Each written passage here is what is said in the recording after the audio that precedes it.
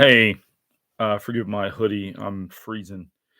Anyway, yes, I was a psychology student at the Philadelphia College of Osteopathic Medicine from 2005 to 2010. Okay, so I was thrown out of the school twice. Um, I was thrown out of the school twice. I think the first time with some legitimate reason because I fell asleep. I kinda passed out while I was co-leading a group. What else did I do? I was in a relationship with someone with borderline personality disorder, and that was exhausting. I had a brother with severe mental illness, and that was a problem, and then I felt that I found PCOM to be a very racist, very hostile, and somewhat of like a right wing leaning school. Like there was at the time, in 2005, the United States had just invaded the Iraq and I guess Afghanistan too. But like I was involved with some anti-war protest, excuse me, before the invasion started. So I wrote a paper about that because we were supposed to write some sort of paper that involved psychology and politics. So I picked the invasion of Iraq and the impact it might have on children and people in general, not just children. Um, I was given an F on the paper, told that I wasn't following APA style, which is complete nonsense. I mean, now I'm a licensed clinical social worker. So everything they said was absolute crap. Is just complete crap. Um, I was personally attacked as a student at this school in every conceivable way. Well, not physically, but my intelligence, my character. I'm this sexual being. I'm really not. I mean, if anybody really knows, I'm not at all. I wish I was more actually. I was accused of making sexual innuendo in class, which was not true, never happened. There was a professor who did make sexual innuendo. I don't know if anything happened to him. Um, it's just, well, he wasn't a professor, he was like an adjunct. He told a student that he really liked the way her sweater fit.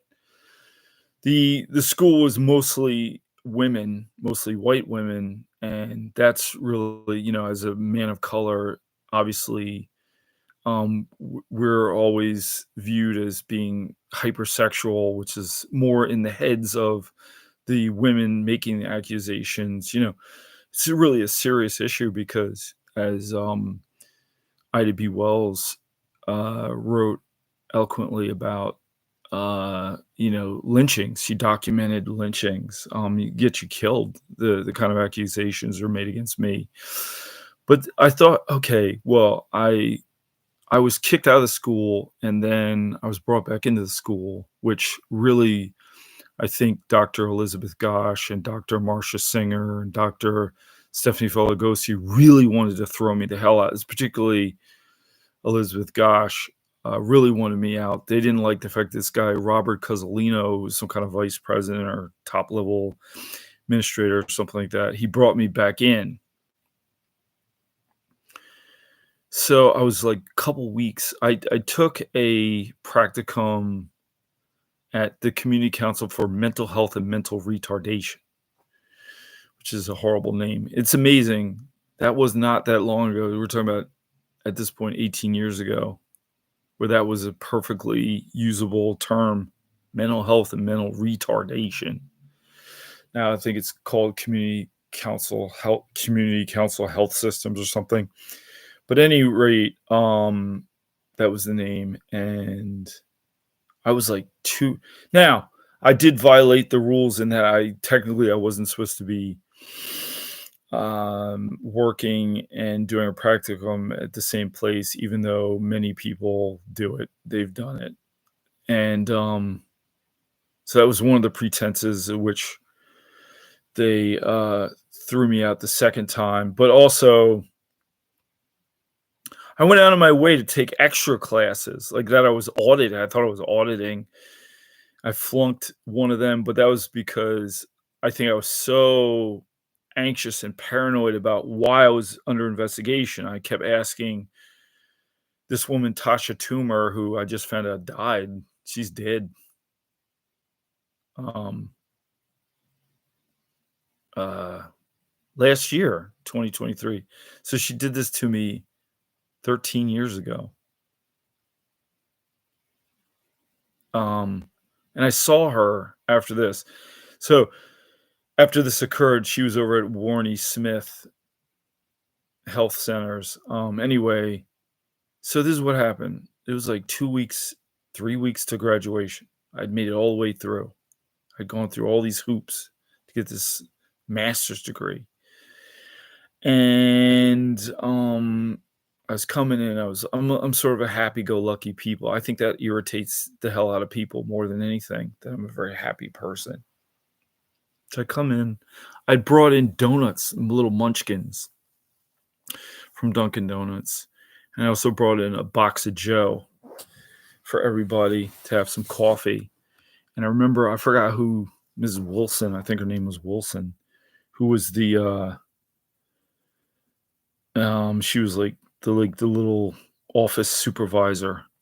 I really have a kind of a disdain for human relations people, supervisors, everything. I'm so glad, like, I'm finally, for the first time in my life, I have my own private practice, and it's beginning to take off for the first time. And it's really awesome. It's kind of better late than never. But really, this whole thing cost me a lot of money. It's like, it's interesting that people think I'm like really into money, but I'm not. And I lost quite a bit. Um, but I did lose a lot of money. Because Philadelphia pays a pittance of what New Jersey pays.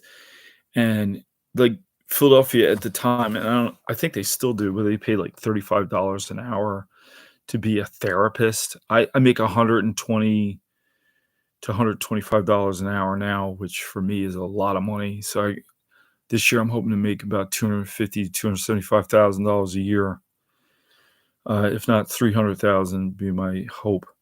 So this woman, Tasha Toomer, and this Karen Mellwig, and there was another one, Erica Burden and Galana Chickalingwu, and there's a jerk, John Oliver, I think his name was. So anyway, I got a message. Like I said, I came in, I had coffee and donuts, little munchkins. I'm happy. Oh wow, I'm really going to graduate. My Uncle Gary had just died. I was going to take over his house. And then I would have two houses, my parents' house in West Winfield section of Philadelphia and my Uncle Gary's house in Williamstown. I had 3 jobs. We were in this horrible place called ATA, Assessment Treatments and Alternatives. I'm gonna do a video about them too. I was working at Community Council for Mental Health and Mental Retardation, and what was the other one? Oh my God. Staffmore? Was that at Staffmore? No, I was not at Staffmore. I wouldn't have been hired there. I can't even remember where else I was working. Man, that's bad. Oh, Dunbar? JJC. Was I still at JJC? No, I would have been fired. Maybe it was at Dunbar. I don't remember. That's a shame. So I got this message, right? So no, first the office manager, Wilson, whatever her name was, she said, "Why are you here? What are you doing here?" And I was like, "Well, I work here. What do you mean? Why am I here?" "Oh, you didn't get the email?" And so I looked at my office email. It said that I was to not to be on the premises of the building. And I was like, "What?" And so I begged, I almost like begged people, "Please tell me what's going on. I have no idea." I thought, because I actually had friends, colleagues who had been, arrested, not ar yeah, actually arrested, or they'd been banned from ever working with Medicare and Medicaid for life, because of insurance fraud. So my first thought was, "Oh my god, did I make some kind of error with my billing?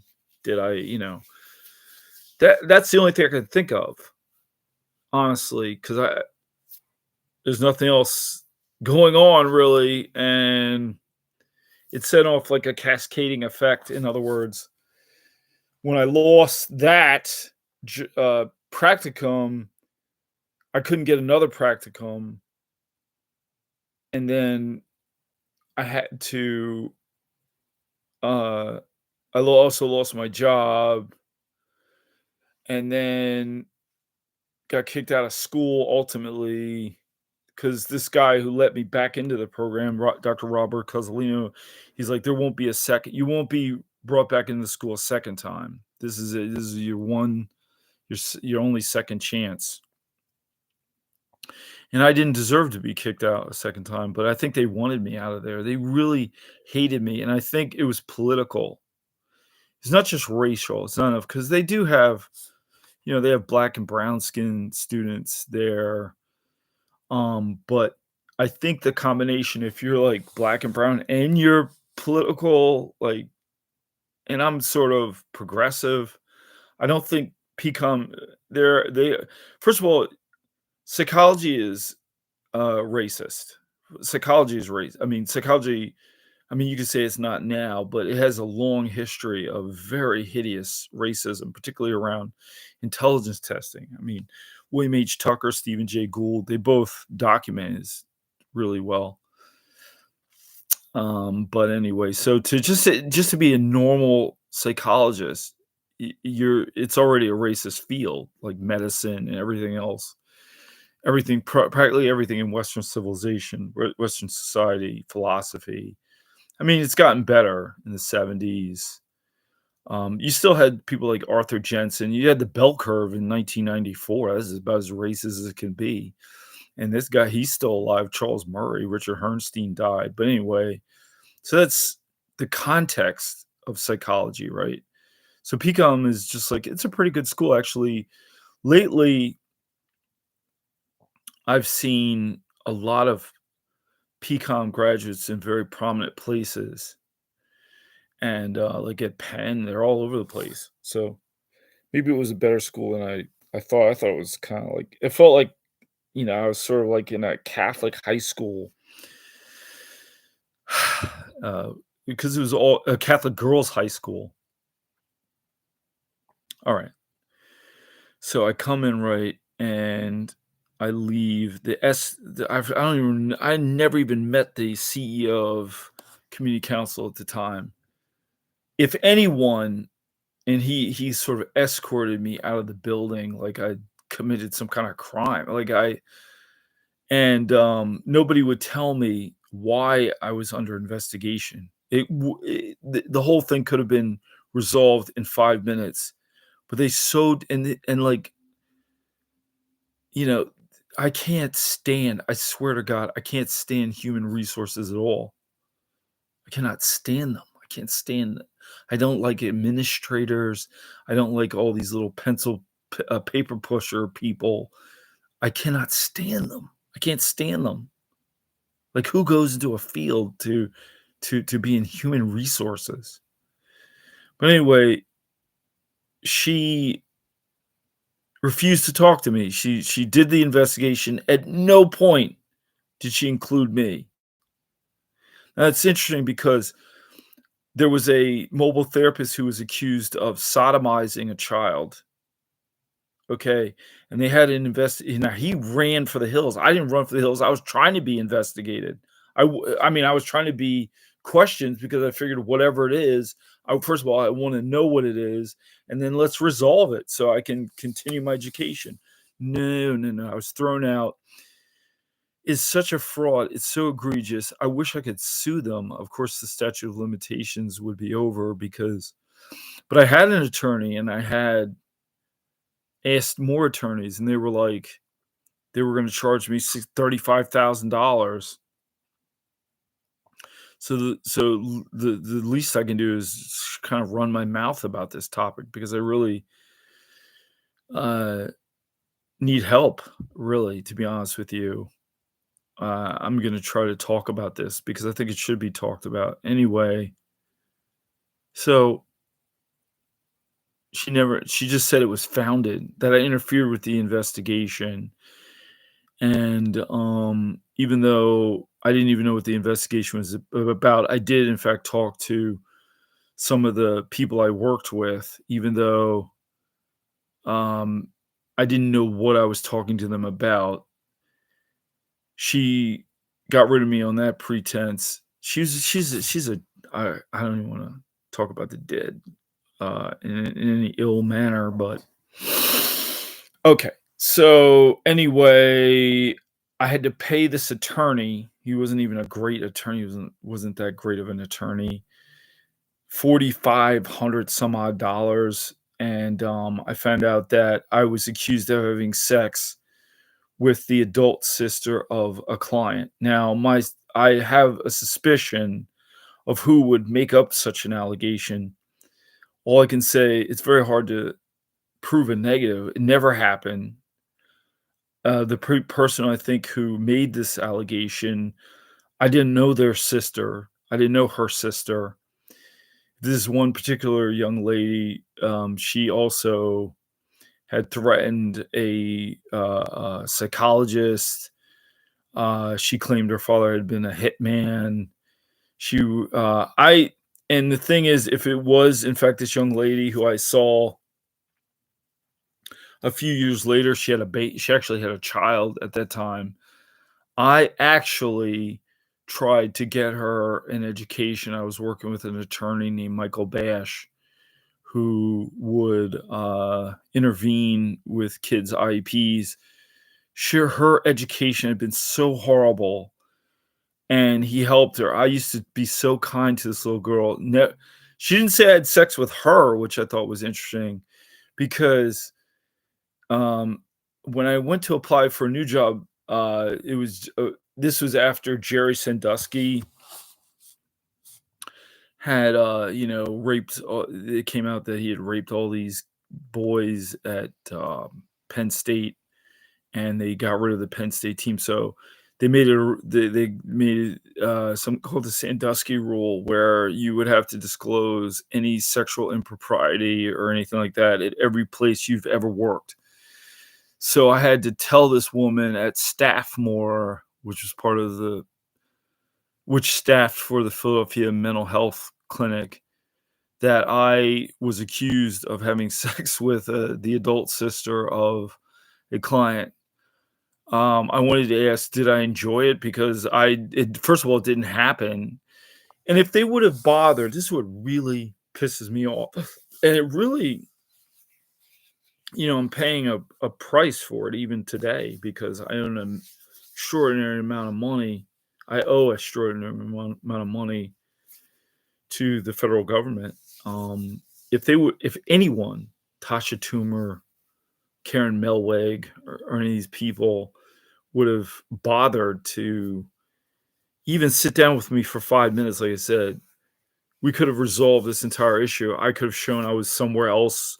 We could have asked, well, where did this sex take place? I mean, it's just such a lie. It's just such an unbelievable lie. And, the problem is men do sexually abuse women all the time, but sometimes women lie, which is really disturbing. And sadly, that's one of the things I've learned. Like, girlfriend lied, clients lied, and it's had an impact on me because I'm afraid to have a private practice. I'm supposed to meet with a young woman for the first time in an office, and I'm actually afraid to meet with her because who knows? Like, you can be ruined. You can get ruined with any allegation, and it's so evil. It's so wrong. It's so wrong. And she's dead, so I can never, you know, um, get justice. And I don't even know, like, I'm just gonna take it to the public. I'm gonna tell people about what happened, and hopefully, um, you know, I can write about it or something. I'm at least talking about it on my little YouTube channel, which I don't know if anybody even watches. It was a horrible what a horrible place. For me, my experience there was absolutely horrifying. And, at PCOM, I'm gonna keep talking about PCOM because they were absolutely terrible. Really rotten place. I mean, I knew the guy who founded it, Arthur Freeman, legend in his own mind, but, yeah, it's just 13 years later, I'm still reeling from it, and, I just have to figure out what to do. I wanna do something constructive, uh, and, um and just see if I could take it to the public. There's not too many vehicles to express myself that I have. YouTube is one of the best. All right. Yeah. Yeah, just talking about it irritates me to no avail. I can't tell you. Thank you.